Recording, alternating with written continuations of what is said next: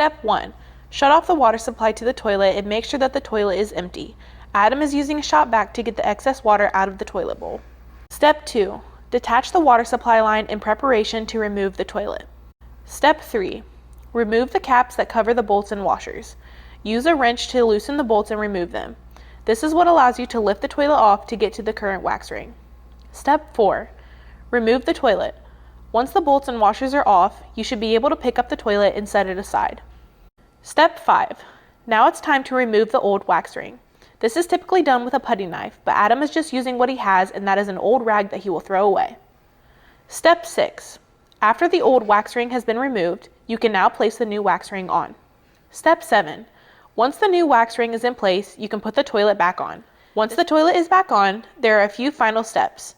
Screw the bolts back on, place the caps back over the bolts, reattach the water supply line to the toilet, and check the base of the toilet to ensure that there are no leaks.